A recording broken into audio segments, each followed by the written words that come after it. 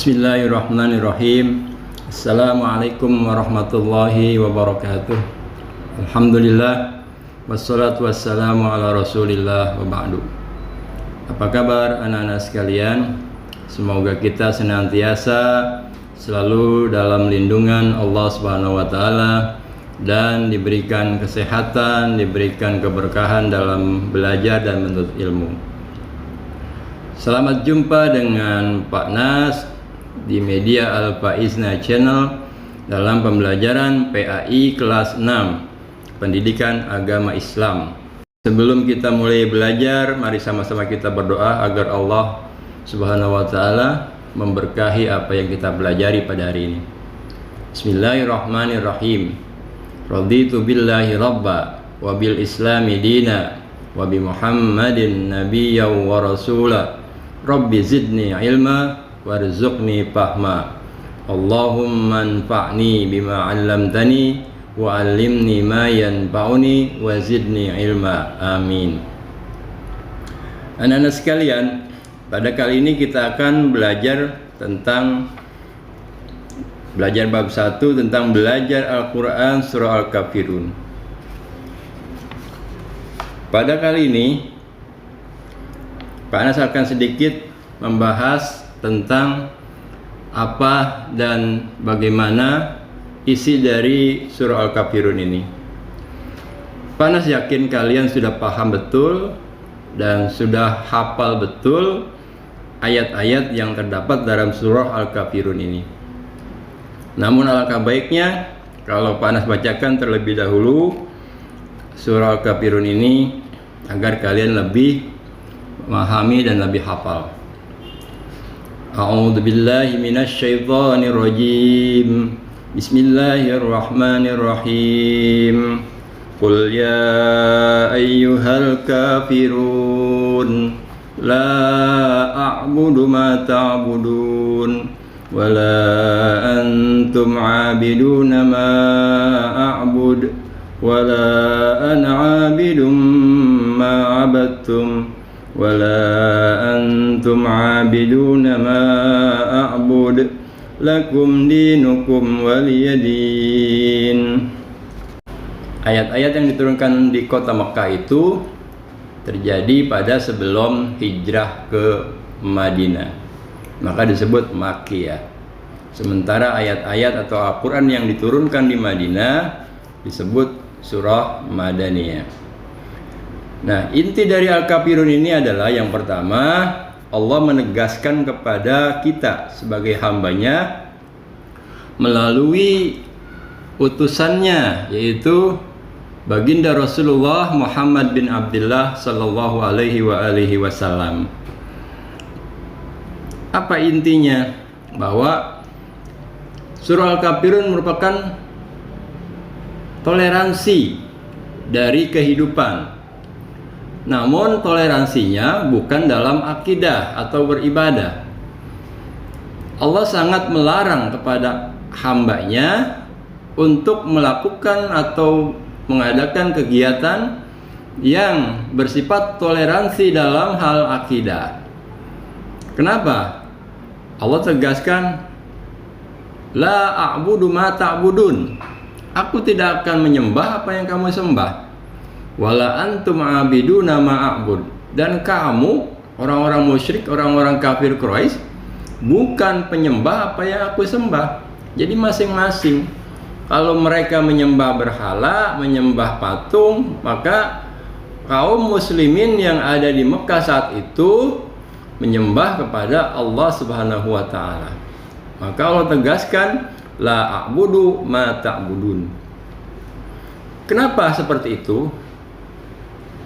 Karena Allah tahu kejadian yang akan datang, peristiwa yang akan terjadi pada setelah Nabi Muhammad SAW, banyak orang-orang yang melakukan barter, atau dalam kata lain tukar menukar akidah dan agamanya. Kenapa? Biasanya dilatar belakangi dengan ekonomi, diiming-imingi dengan ekonomi. Orang-orang yang ekonominya lemah bukan berarti imannya lemah. Banyak orang yang ekonominya lemah, imannya kuat. Tapi kebanyakan orang-orang yang kelaparan, orang-orang yang kehausan, tidak punya tempat tinggal, ketika diberi iming-iming dengan hal semacam itu, mereka akan mau dan diajak untuk berpindah agama. Sudah banyak terjadi di daerah Indonesia, ya. Ini yang disebut dengan pemurtadan, ya. Nah, Islam tidak membolehkan itu. Islam tidak menganjurkan, bahkan Islam melarang untuk melakukan itu. Walaupun harus sakit, walaupun harus lapar ataupun mati sekalipun, jangan sekali-kali kita menukar iman kita, menukar akidah kita dengan akidah yang tidak Allah ridhoi. Itulah inti dari surah Al-Kafirun. Nah, bagaimana dengan perilaku kita keseharian dengan tetangga, dengan kerabat yang non muslim? Hal itu dibolehkan dalam Islam. Bertoleransi dalam sosial, budaya, dan kemanusiaan itu malah dianjurkan. Artinya kita boleh saling tolong menolong dengan orang-orang yang tidak seagama dengan kita. Boleh membantu mereka dalam hal makanan, pakaian, minuman, kita boleh membantu. Tapi jangan sekali-sekali kita ikut dalam akidah dan agama mereka. Misal, kita punya saudara, ketika sedang mengalami musibah, maka kita wajib membantu. Dalam hal apa? Kita bantu makanannya, kita bantu misalnya, bolehlah kita kasih tempat tinggal. Tapi tidak boleh kita ikut dalam agama mereka, dan mereka pun tentu tidak akan mau mengikuti agama kita. Namun dengan kebaikan yang kita berikan, dengan kebaikan yang kita sodorkan kepada mereka, insya Allah hati mereka tergerak untuk masuk ke dalam agama kita, ya. Jadi toleransi dalam hal sosial, dalam hal kemanusiaan boleh-boleh saja. Terjadi gempa di daerah, misalnya di Gorontalo, itu tidak semuanya agama Islam, tapi kita membantu boleh saja, sah-sah saja, karena yang kita berikan itu dicatat sebagai amal kebaikan kita, ya. Nah, itulah intinya dari surah Kafirun, bahwa toleransi dibolehkan dalam hal sosial dan bermasyarakat, kemanusiaan, tapi toleransi diharamkan dalam hal akidah dan iman atau agama. Baik, ya, Pak Anas kira cukup untuk surah Al-Kafirun ini.